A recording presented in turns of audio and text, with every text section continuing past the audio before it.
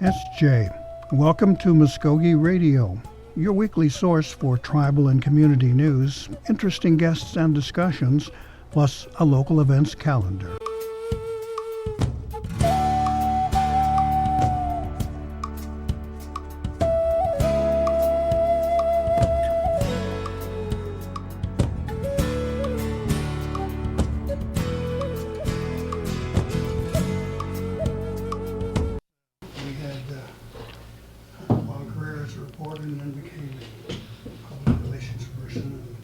Going to the dark side. Has that been the case so far, Jason? No, it's not been too bad so far. These guys make it fun every day, and getting to do a lot of important things for the nation. I look at more of a duty and rather than a dark side, but it is fun because you're right. There's lines drawn in professions, and definitely going from a reporter and a journalist over to this side is a little different, but I've really enjoyed it. Yeah, it has its advantages, and you kind of know what to expect. But Yep. These two guys have been keeping you busy, and let's get on with it. And I want to welcome you gentlemen to our program. Thank you so much for making time for me. Today's program is kind of aimed at a general update and connection with citizenship and sharing the information that you guys have been working on. I know you've had your hands full. I don't even know where to start. We've got so many big ones, of course. The McGirt thing is still echoing repercussions and ground seismic waves from that decision. Are we at a point now where we've got things kind of in hand? Police have worked out a deal. I presume there's a cross-deputization kind of thing going on. Has our administration been able to keep up with that thing? And just ask you, I guess, point blank, where are we now with it? Well, first of all, Gary, thank you for the invitation on your show, and yes, we've had several communication with. Most definitely, I know you're talking about the law enforcement. Yeah. As of today, I think he's got 50 plus that's cross deputization with the surrounding other law departments, fire, sheriff department as well, county. So they're doing that every day. I think the first day we had Mvskoke Police Department. The very next day after ruling that wanted to get cross the commission. I know Broken Arrow as well had 130. So they're still working on it. Yeah, and I've had after the governor had announced his commission. That's when I started on our commission as well. I've had 2 teleconference with governor, and that's worked out pretty good. Last week I had my first meeting person to person with Attorney General Mike Hunter, and we discussed the law enforcement and how he can help as well. So all that's coming into play. I know at the very first it was at the same thing, the sky's falling, Right. not knowing what we can and can't do with the state. So all that, we're still in discussion with that. And as you had mentioned with the commission, it's kind of broken out in 8 categories: law enforcement and public safety, in which that consists of 4: Sarah Deere, Daniel Wynn, Jeff Five, and Cheryl Renee Borg. All had anything to do with law enforcement. Indian Child Welfare and Social Services, which I have 3 selected in that. Business and Commerce, probably 6 of them. Judicial Affairs, that's 6 as well. Justice Amos McNack, Justice Andrew Adams, Chief Justice Richard LeBlanc, and all 3 district judge. Judge Bigler, Judge Prescott, and Judge Leeds. Legal and regulatory matters have 6 on that commission. Government to government relationship and policy, I have Miko George Thompson from the Ojibova Hickory Ground. Miko Ryan Morrow from Thaplaco. Miko Nelson Harjo from Alabama Quasati, and Miko Brian Givens from Kyle Leggett. as well as Lauren King and Robin Suika. I also added 2 additional, which Sam Bondier and Galen Cloud. They're kind of the co-chairperson of that committee.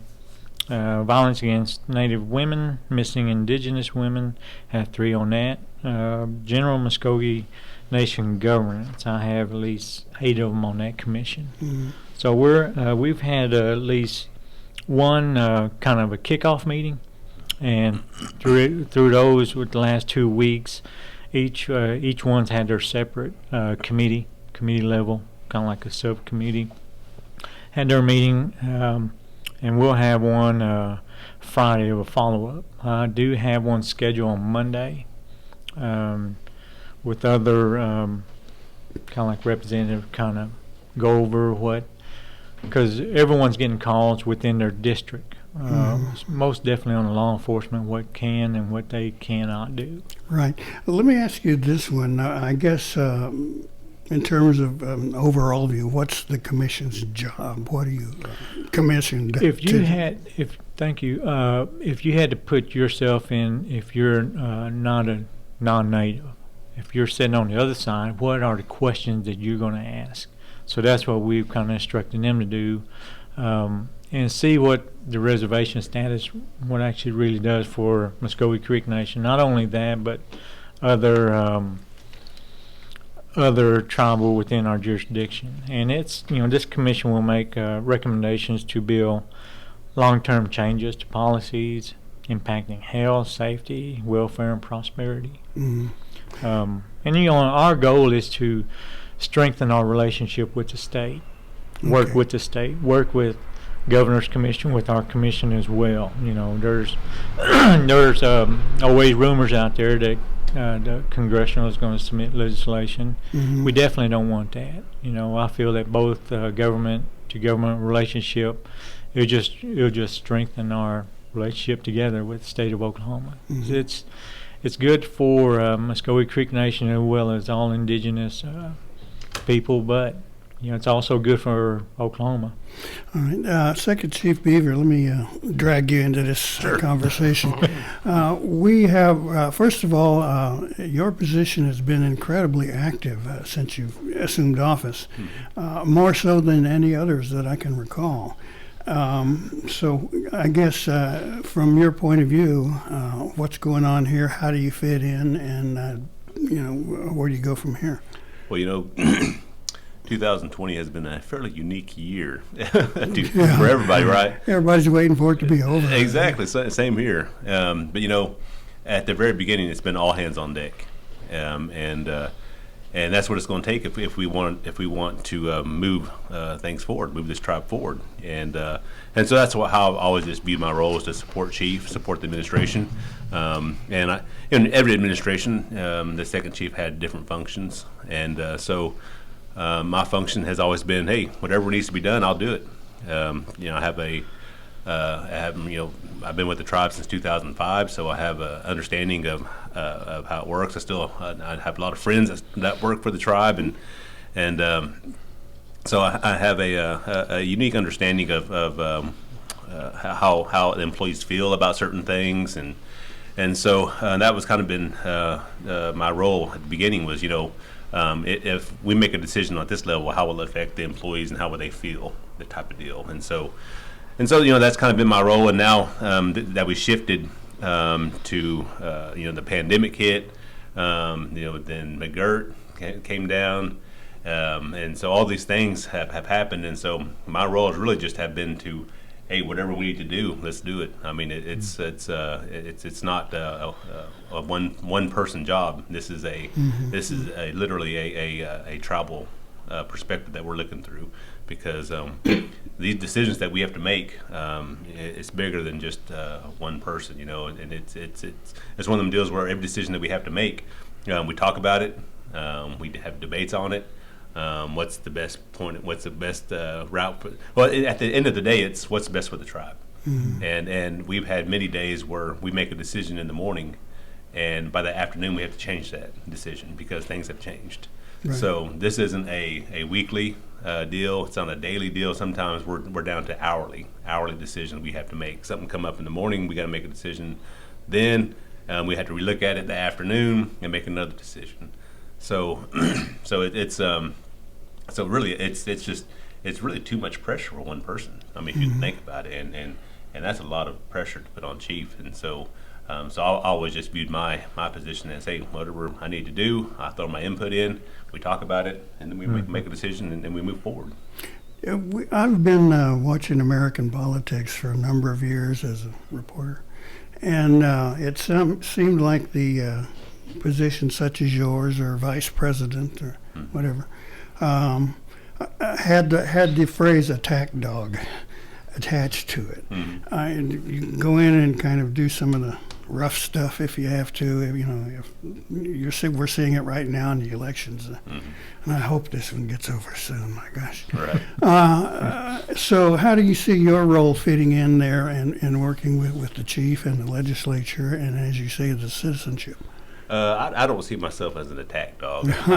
I just see myself as a citizen, and two, as somebody that I was always told, if you don't go to a meeting, then you better have an opinion on it, right? You just don't sit in a meeting and just sit there and don't say anything. So any meetings that we go to, I make sure I know what's going on. If it's something I really don't know, then I better study and make sure I do know something. And so I do have a voice in these meetings that we go to. So, and a lot of times I might just ask a question just so it creates dialogue. Yeah. So, or maybe it needs to the conversation needs to be steered toward a different direction. So. It's working in conjunction, Sure. with the goals that we have as this administration. So, I just kind of I don't want to say go with the flow, but you kind of feel you got to read the room. You have to be able to read a room and direct certain conversations or bring up certain points that may not. Sometimes they're not popular, but they have to be talked about, right? So, I see myself as, hey, we got to talk about this, then we have to talk about it. So. Right. So your role can include the tactical as well as strategy. The news coverage of the impact of the McGirt situation is focused a lot on some of the results. Prisoners, incarcerated people saying, this is wrong, I should have been in a federal court, and because of that they might be released for whatever period of time, short, long, whatever. And some people complain, what are we doing getting murderers or rapists out and letting them walk the streets? And that's not quite accurate then. No, it's well, you could see as soon as McGirt, he was released. If you noticed, the following week it was put in federal court, as well as the individual from Tulsa. He was released, and the following week he was put back in federal court. And that's where it's going to be. You commit a crime, it's going to be dealt with. Again, it's everyone's thinking the sky's falling. It's not. You commit a crime, you will pay the consequences. And Gary, I just want to be clear on this, that the tribe didn't release anybody. Right. That's the bottom line. Is we never told, hey, you got to release that person. They're still criminals. They're still felons, and they still committed a crime, and they still have to pay for that crime. And that's the stance we've always taken on this. Is we don't want any criminals released. And it's probably a lot longer story than we have time for, because there's a lot of nuances to this situation. But we didn't release anybody. It's the courts that released them. The courts have the ability to hold them too. There's a procedure there. They just don't swing the door open and say beat it. That's right. Yeah. That's right. And so there's protocol that should be followed that I don't think is always being followed by the courts. I think there's professional courtesy that should be followed. That's not always being followed. So I think it's my personal opinion is that it's not doing public safety any good to just say, well, McGirt ruled, we don't have any jurisdiction, we're going to let you go. That doesn't do anybody any good. So I just want to make that clear that the Mvskoke Creek Nation did not release anybody. You know, Right. we're trying to keep people in jail. Yeah, I have to take a shot at some of my colleagues out there in the commercial business end of journalism, that they've taken some cheap shots. They I have. think, Yeah. You know, watching what the way they presented something, saying, you know, as you say, the sky is falling, this guy's out of jail now, everybody's going to get raped or robbed or whatever, and playing up that sensational aspect of the story. And that's, you know, I guess it's part of it, but it's not the whole thing. And it's more important to kind of encompass what all is involved, as you have just explained. And I understand there are quite a number of prisoners that actually were trying to walk this route, saying, you know, state court did this to me, now you got to let me go, and then the federal courts have to take over. Yeah. Let me ask you this: from what we've heard, seen, is our court system handling, you know, whatever it's been called a tidal wave and a tsunami? Is that the case? You know, what's going on? Well, I know they are swamped, but they're still handling the cases. I can't remember how many yesterday they had announced how many cases they have going, but you know, we're getting there. It's a learning curve for everyone, you know. But in our court system, I believe they're doing all they can to make it better. I talked to Judge Shannon Prescott yesterday, and just to give people an idea of the shift that they've seen, she said that the court generally in a week's time would handle maybe anywhere from 20 to 25 arrests or whatever, and she said that they're seeing that in a day now. It's different there, but Judge Prescott said, you know, it's just, you know, they come in and then they go through our court system just like they would in a week's time. I mean, it's of course there's more cases, but they're handling it and doing a good job, and I think they're trying to further those relationships with the courts that Second Chief was talking about that may just throw their hands up and release. And I think to clarify too, we've always looked at McGirt as an opportunity of clarity. To fix some jurisdictional gaps and some things that weren't working anyway. We feel like it's a broken system. And we've seen things from the state level, like when we talked about the gentleman that you're talking about, the case where someone was released. Well, that was really the only one that has been quote-unquote released. The rest of them were just dismissed and held until they were switched to a different court. McGirt was never released, and Murphy never released anything like that. And so for this case, though, specifically, the gentleman in Mvskoke that did make headlines, his statute of limitations ran out because of a number of different things, but that was a statute of limitations, not necessarily let this man go free right now from McGirt. And I think our Attorney General's office wanted the chance to speak with those different courts and say, look, there is as Second Chief said, there's a professional courtesy here where we hold until we can figure out which court this needs to transfer to. I think it's a real damage to public safety to just throw your hands up and release. So just wanted to clarify that, and it's good to talk to Judge Prescott yesterday too, and have her talk about the fact that even though there is a number of cases that are different than there were a number of cases before, they're still doing the work, and the sky isn't falling. Right. And Gary, you know, one of the things that I would like to start looking at is once we kind of get everything set, is that what's kind of troubling to me is, you know, our dockets are full, but we're not being overran. All right, you know, we've beefed up our Attorney General's office. That's probably the Attorney General telling to tell us to be quiet. What are you talking about? Knock it off, you guys. But you know, we're looking at citizens, right, coming through our court systems, and we're having this influx of citizens coming in, coming through our court systems. The situation now between tribes and the state has gotten to at one point it was a little rough in dealing with each other. You know, the button heads with the governor who was trying to change gaming compacts and other things. Now they're talking, of course, their own commission now, which has no tribal representation that I know of.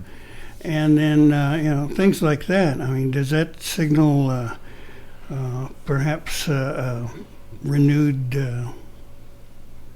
Well, lots of words flow through my mind, but I can't pick the one. Is it going to be rougher now? Let's put it that way. It's going to be harder to deal with the state. I don't think so. As you can see on his commission, they're more business oriented, but I don't think what we've done. Of all the individuals, they're experts in their field. So I'm thinking of the broader effect that it's going to be. He did mention economic development, but we don't want to drive anyone out of business out of here. We want to bring people in. So I relayed that to Governor, as well as did have a meeting with Speaker McCall yesterday. Same thing. If anything, this is an opportunity for Mvskoke Creek Nation and the state of Oklahoma to grow. We want to keep that partnership going. Well, one of the places where there were diverse opinions, of course, were on the gaming compacts.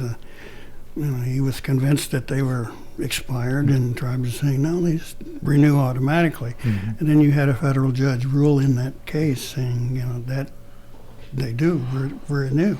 So has that situation been resolved? I mean, have there been any other ongoing talks? And kind of a related case, there were some tribes who, let's say, accepted the deal. They had been part of the Oklahoma Gaming Association, Indian Gaming Association, but then a couple of them were suspended, and people walked their different ways. Is that settled down now? Are we gotten to a working stance, so to speak? My main concern was Mvskoke Creek Nation. The 4 tribes that did agree to that. I couldn't speak on. They have to do what's best for their tribe. Sure. But as for me, I stood strong with having our united, staying together on this issue, and that's the way I'm going to stand. What was best for Mvskoke Creek Nation? As you mentioned, the other tribes, I can't speak for them. They just have to do what they felt was best for their nation. Sure, yeah, that's always But been. there's been no other discussion about the gaming compact with Governor. As of today, it's been about the McGirt ruling. Yeah, I think that's kind of I don't want to say a dead issue, but I mean the courts ruled, and ruled in our favor, and something we always felt that we never thought any different. The compacts roll over. The courts ruled on that, and 2 of the 4 tribes that signed the compact, the court ruled that they were illegal on 2 of them. They're waiting for the other 2 for the courts to rule on the other 2. So I think Stitt is trying to ask the courts to say that half of the compact is good, but from what I understand, you can't just go on half the compact. You got to go on the full compact, right? So, but that's kind of where that's at right now. But as far as I think as far as the other tribes that had the gaming compacts, hey, what's done is done. The court ruled on it. We're moving on, and like we always had, nothing really changed. The situation now is pretty well returned to normal. Of course, the COVID has its effect, but business as usual, so to speak. At the casino? Yeah. Yes. They're doing complying with all the guidelines, CDC guidelines, and as far as I can see, they're doing good. All the casinos. Well, let's take a couple of moments to look at the effect of the COVID-19 virus. Now, of course, we've seen the commercials where they're cleaning up the casinos and wiping machines down. Employees I've seen, here on campus are wearing masks and the social distancing. At a couple of periods, the campus was actually shut down to deal with the health crisis. So is the tribe now back open for business, or is on a limited basis? It's still limited. I mean, we have all the lobbies closed. In certain departments, you have to call in, make an appointment. But we done real good first 2 months of no one not getting a case. But eventually, it did hit our campus. But it's business as usual. As far as call-ins and doing applications online, do whatever needs to be done. That's one thing we want to do is stop the services for the citizens.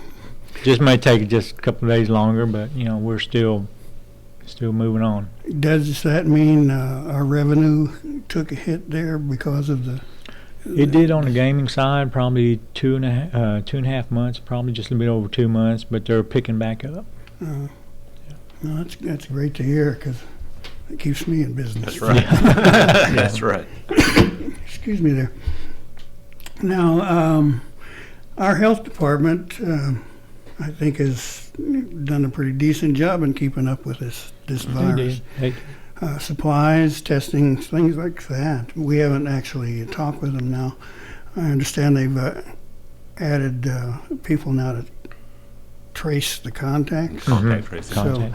So there's a lot of stuff there. So maybe we can get an update on that, Jason. Yeah, actually, a report. I'm glad you asked, Gary, because a report just came out yesterday from My Health that we work with on tracking and data and things like that.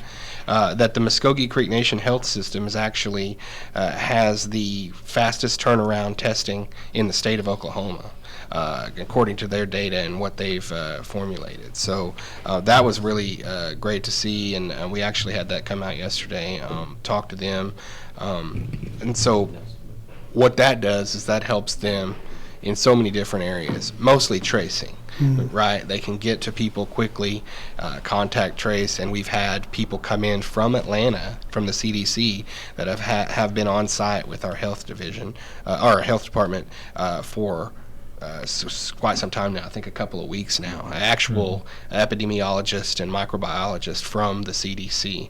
They're here helping us with contact tracing, and that only enhances, what I just shared as far as My Health telling us, we're the quickest turnaround on the rapid testing in the state, which is something we're really proud of. Yeah, and Gary, I've always felt that our health system has always been really at the forefront of this. I just felt that we've always been one step ahead of the state on how to react to this, and I think it speaks volumes when Dr. Burks came to visit Oklahoma a few Sundays ago, and she asked for the Creek Nation to host a tribal roundtable, and so to me that speaks volumes of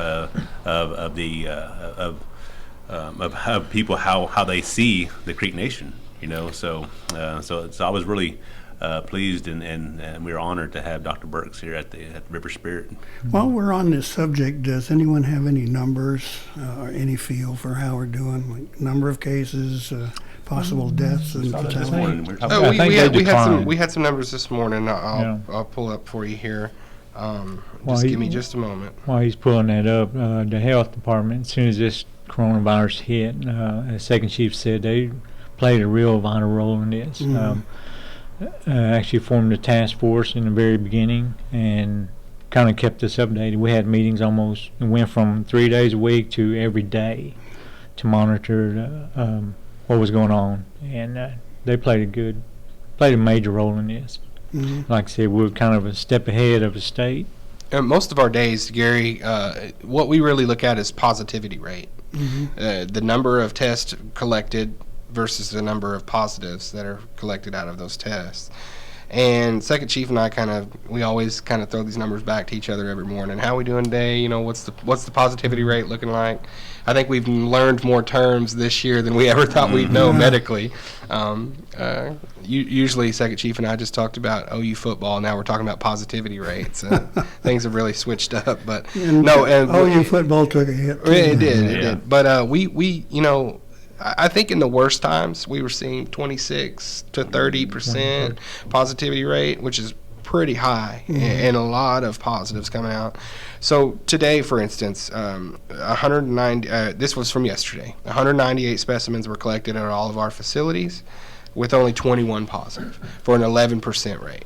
And I was talking with Second Chief this morning about how we've seen this we've had this run of days now where it's been in sort of that 11 to 15, even we had a 7% positivity rate one day, 6%, anywhere from 6 to 15 at the most, where for a couple of months there it was 25, 26 to 30 just about every single day, consistently. So we're seeing sort of a good trend. I think, I don't want to get everybody's hopes up, but we're seeing it trend in the right way for now. Now, we've got schools opening back up, football games going on out there, and a lot of folks pretending like this is not happening or all in the past, and that's when we see these spikes and waves and everything like that. So I don't want to, misconstrue the fact that we're heading in a different direction here with these numbers. But for right now, the positivity rates have went down. Again, as this virus, it's really a thorn in our side and has had a tendency to do. It can bump up a little bit and have a wave hit us. So it's weird that you put a new spin on the word positive. Yeah, right. Yeah. Right. Yeah, okay, for all you guys that went to the Sturgis Motorcycle Rally, you might want to get tested. Absolutely. Excuse me. Has there been anything that people have detected, so to speak, that has caused the rate to stabilize? Obviously masks and the distancing. I mean, have we been seeing that here? Yeah. I think a little bit of everything. Yeah. We have tried, as Second Chief, I'll echo him again, we have tried to really,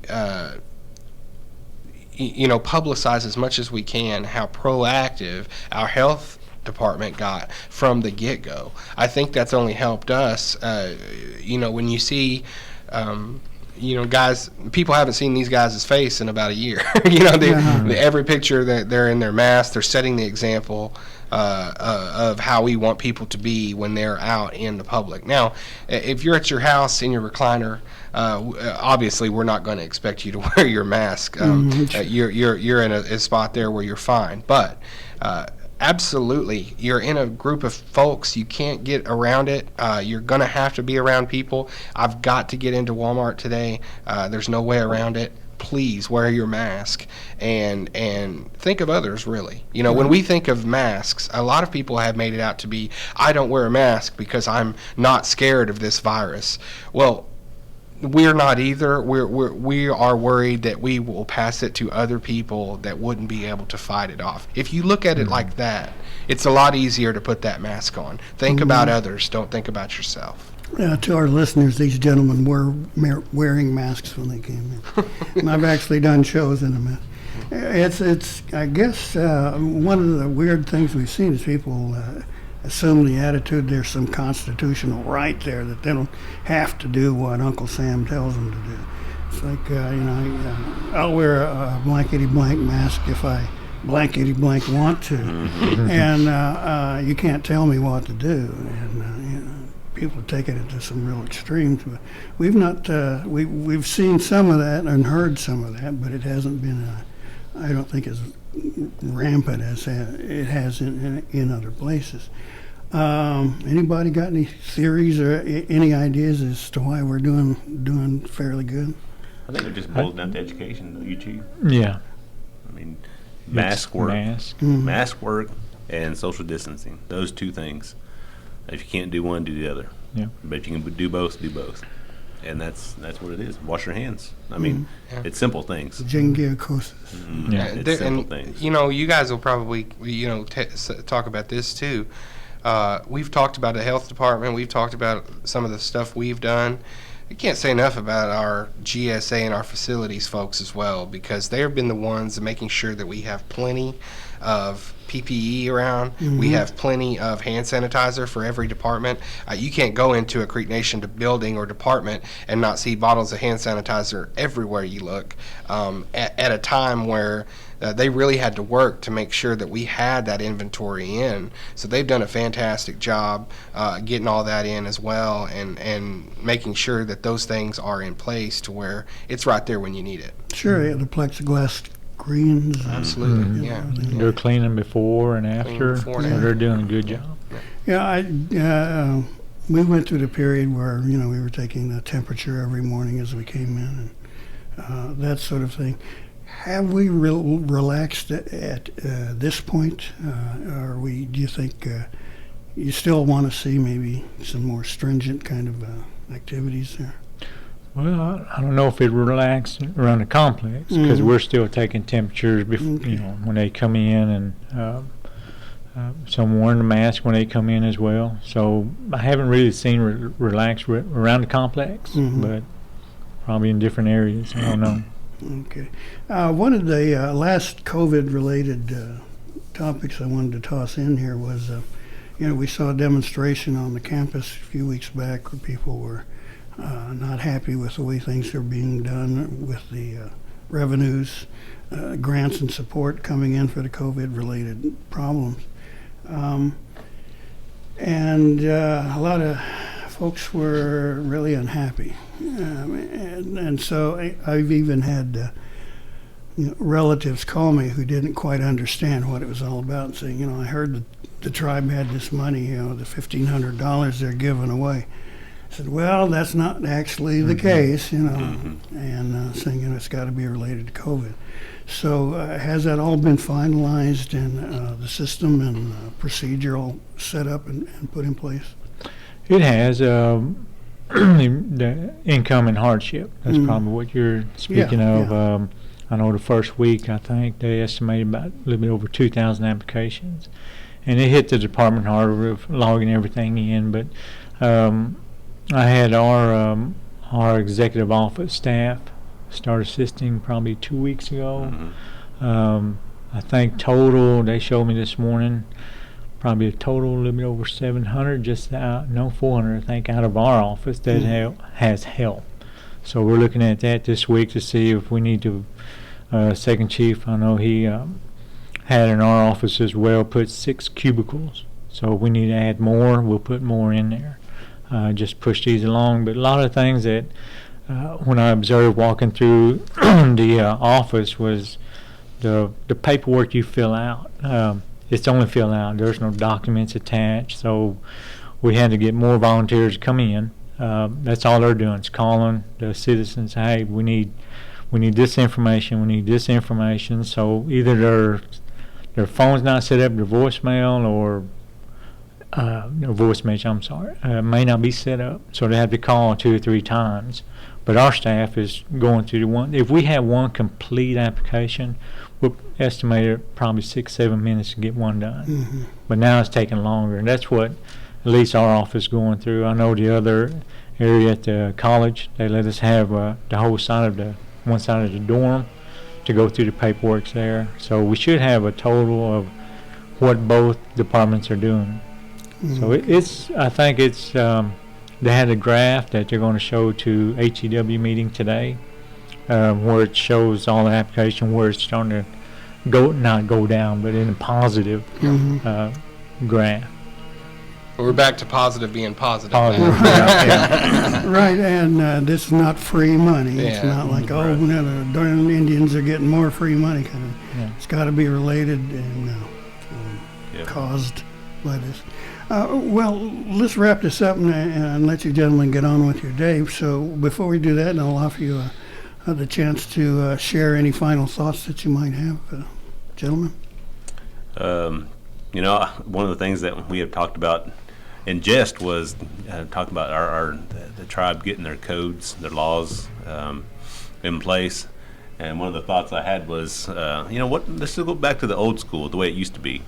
If you were convicted of a certain crime in our reservation, how about we cut the tip of your nose off, or how about how about you cut your pinky off if you get caught stealing, and it's all in jest, but of course, but tie you to a tree for about 4 days. That's right.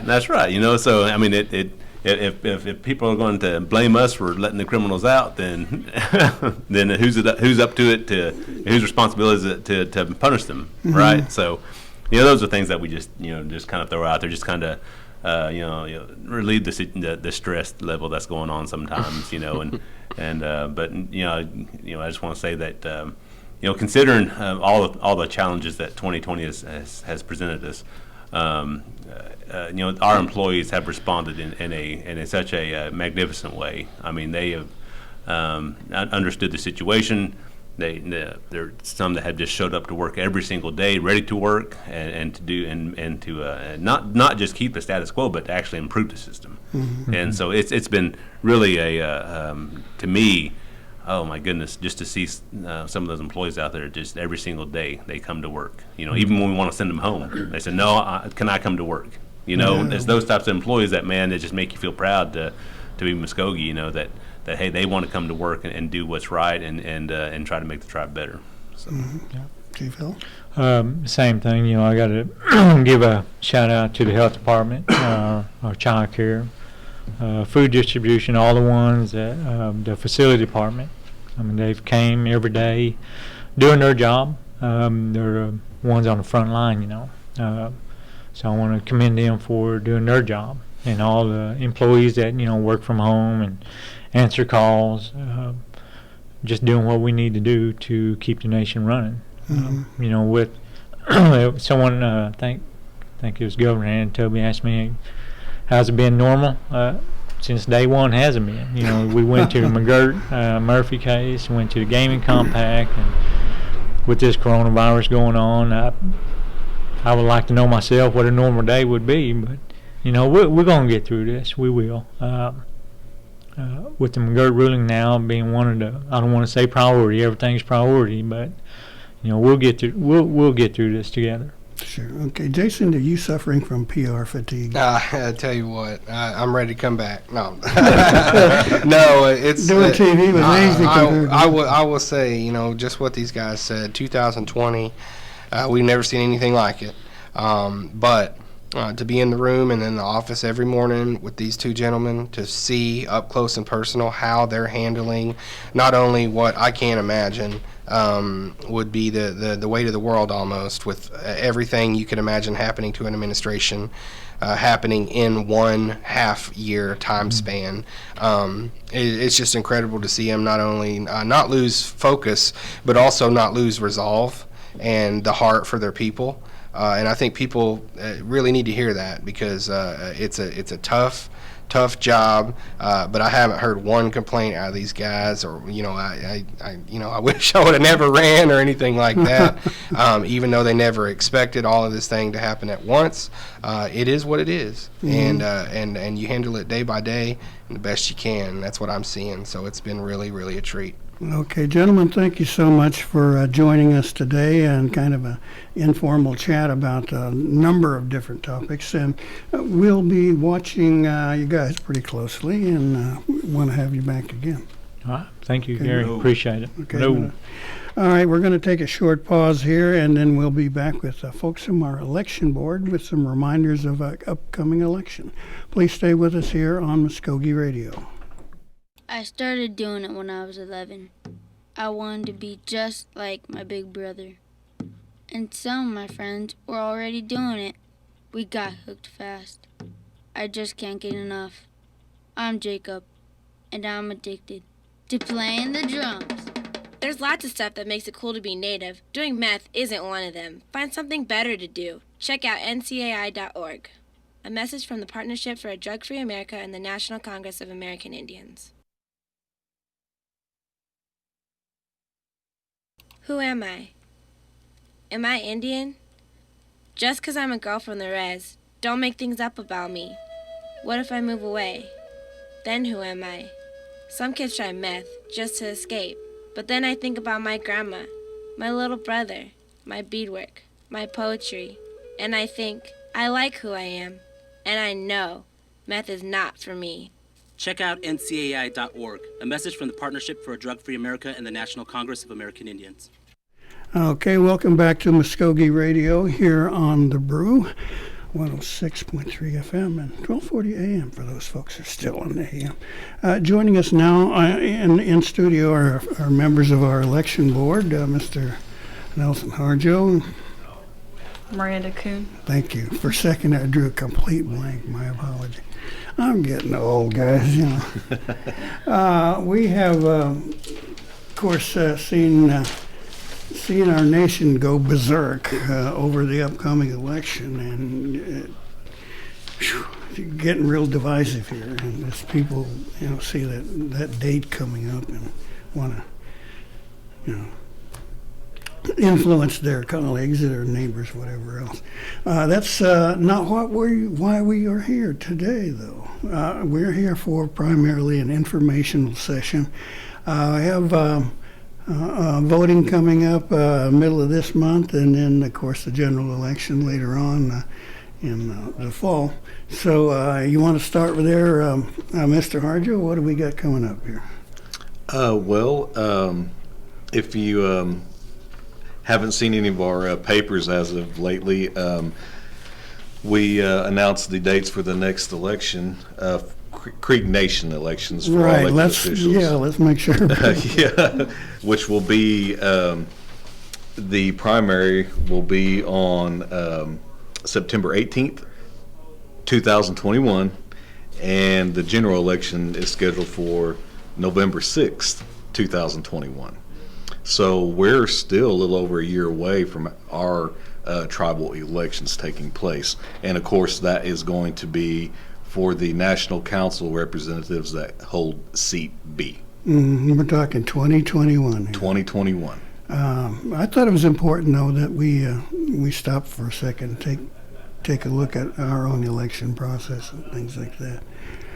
It's obviously way too early to know who's candidates and that sort of thing. That will kind of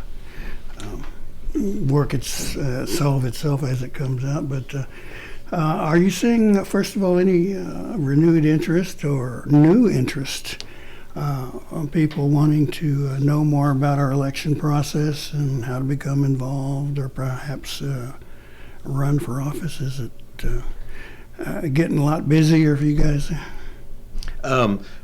We've actually had a few inquiries already about what it takes to file, your candidacy with the tribe for elective office. We've also had several people call over the past month, actually this entire summer, asking about the dates of the next election, make sure that their information is up to date as far as maybe their address or contact information. So we're starting to see a lot more of our citizens actually take notice of the election and political process, so to speak. And I think, and just my personal opinion, some of that is bleeding over from what people are seeing on a national level with how our U.S. representatives and our presidents and all the candidates in those elections are behaving and the issues and the platforms that they stand for. Would you credit any of this interest in the activities that have been happening here within the Creek Nation? I mean, we had a couple chiefs that created some controversy, sorry to say, and kind of a reform candidate came in and put it back together, so to speak. And then we've got our current chief now, who is got these incredible crises to deal with, and so we're all looking at our leadership to see how that's working out. So would you say that's the reason perhaps you've gotten more people interested in the process? I believe, well, first of all, I believe everybody has their own personal reasons for taking notice in our political activities as a tribe, and what direction that they see the tribe going in, and how our elected officials play a big role in that. I believe that the McGirt ruling also played a big part, because that grabbed everybody's attention, not only just here in this state, but for our citizens, and even for a multitude of different platforms throughout the country. I mean, you're looking at not only does it have a direct impact on our citizens and the state of Oklahoma, but it also has an impact for our citizens living outside of Oklahoma, and it also has a impact on other native tribes as well. I believe we broke some pretty big barriers with that McGirt ruling, going in our favor. And I believe that really sparked a renewed interest from our citizens to know that our tribe, our nation, definitely has a tangible impact on what happens here, not only in Oklahoma, but the entire nation as well, the entire U.S. of A. as well. And I think that kind of opened people's eyes to say, hey, we really are a sovereign nation. We really control our own destiny. And along with that, I believe people are wanting to make sure that they're holding our elected officials accountable, because they do basically steer the ship, so to speak, in that direction, whichever direction that should go in, and with our sovereignty that's been reinforced with that McGirt ruling. Got some thoughts on what we're seeing these days? Let me introduce Ms. Kuhn real quick. It'll take just a second, but she is fairly new to our office, only hasn't even been there a year, but she is, I'm hoping that she's going to be able to take over some of these roles for me, and coming on and sharing information with you on the radio, and I'm just trying to get her, try to gradually get her into the waters here, so I'll turn it over to her. Okay, first of all, do me a favor, and for folks who don't know who you are and your position, why don't we start there? My name is Miranda Kuhn, and right now I am one of the voter registration specialists. I do handle all of our social media and a lot of our ads that you do see in the paper. And right now, I think what I've been seeing after the Supreme Court ruling is a lot of the younger generation is really getting involved with voting and getting their registration in. So I know they're seeing a lot that's going on, and they're really staying informed and everything. I know they're asking me a lot of questions, and some I can't answer right now, but I know later on they're going to be really pushing to get everybody to vote. So I know that's what I've been seeing so far. Yeah, I would agree with you on that. I've kind of heard a lot more activity, like from the youth council and college students and things like that, who are looking at our own election and political world, and then of course on their own becoming more involved with the national and even the state elections. Those are all coming up, where people will be perhaps changing places and returning or entering the decision-making world. And these young people want to see that their voice is heard. And it reminds me of my younger days in the 60s and the 70s, where people were marching. I don't see any of that yet, but I think they're becoming more interested and involved, I'd say, in the process. Now, have you then seen a real upsurge in the number of younger people coming in to formally enter, to become registered and involved? Yeah, I'm just asking for your own opinion. I don't want to put you on the hook too bad there. And look, your boss is smiling. I would say it really, I want to say around springtime is when we really got a lot of phone calls. I know during our whole stay-at-home orders, I know I received a lot of phone calls and younger people wanting to register to vote or update their address. So I know with everything going on, I know they really wanted to stay informed of what we were doing, the tribe was doing. So I really seen that during the whole quarantine situation. How's that make you feel?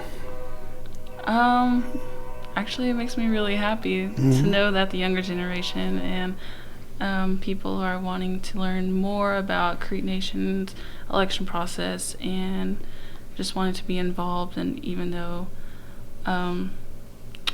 their platform is maybe kind of small, but they can still advocate to push other people to be registered voters or get out and vote, not even for just Creek Nation's election, but for national election as well. Right.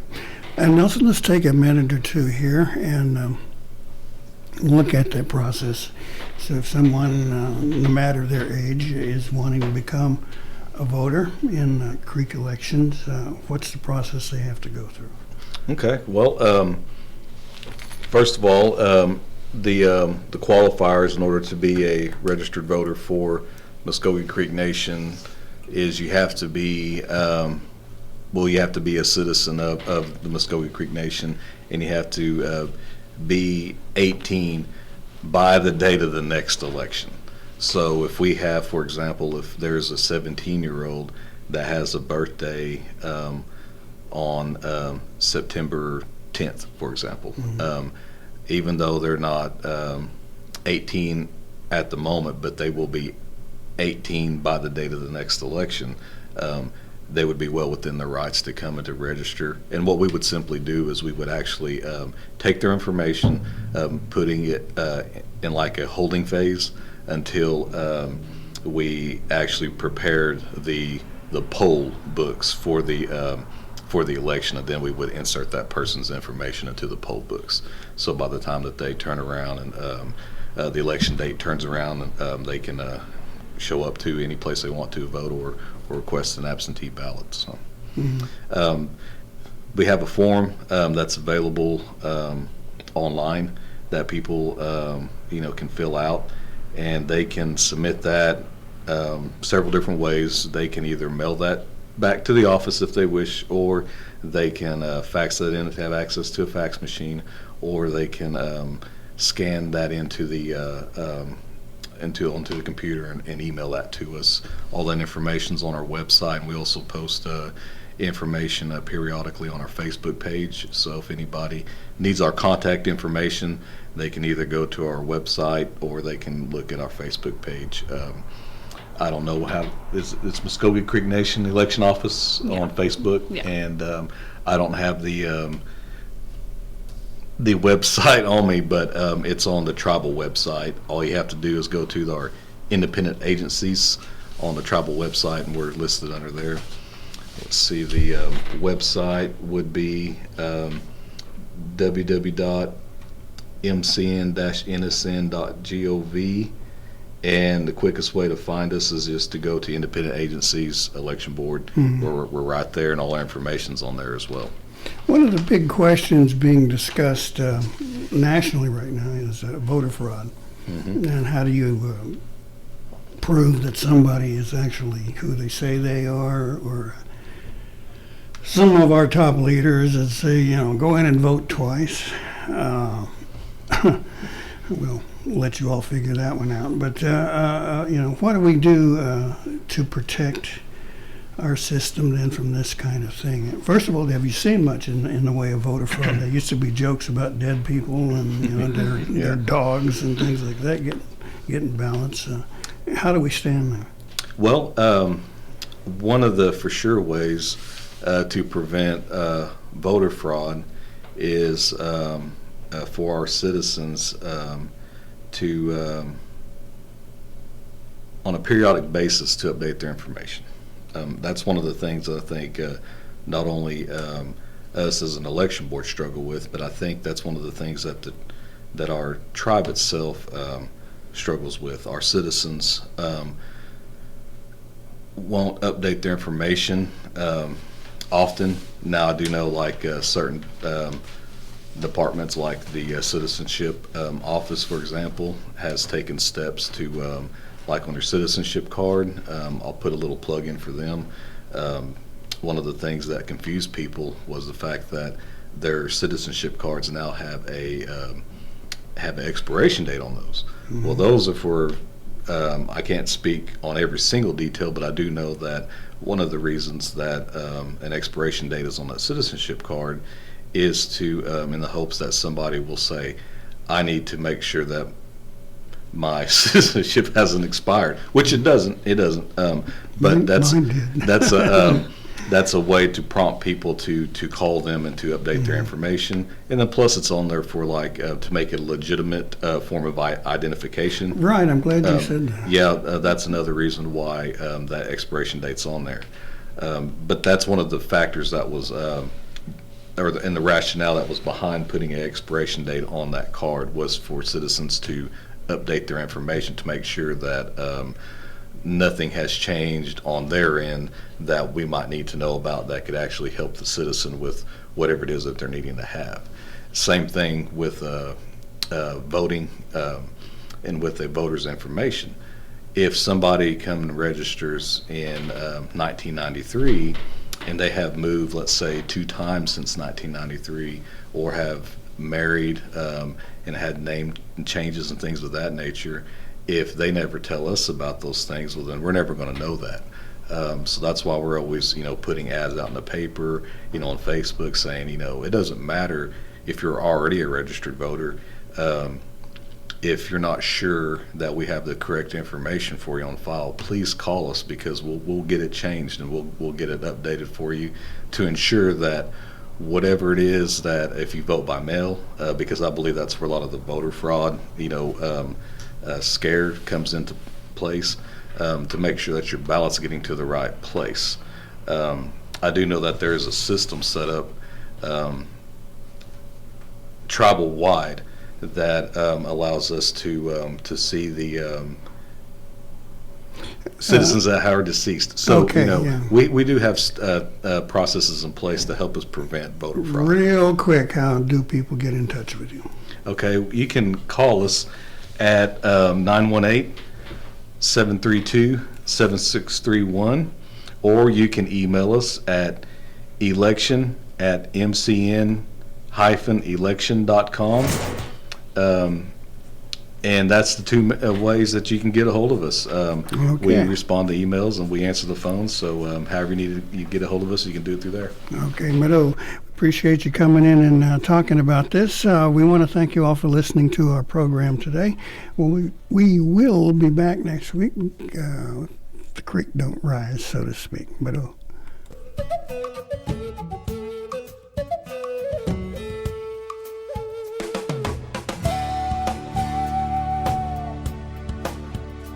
You've been listening to Mvskoke Radio. Join us again next week for more local, tribal, and community news and updates. Meadow.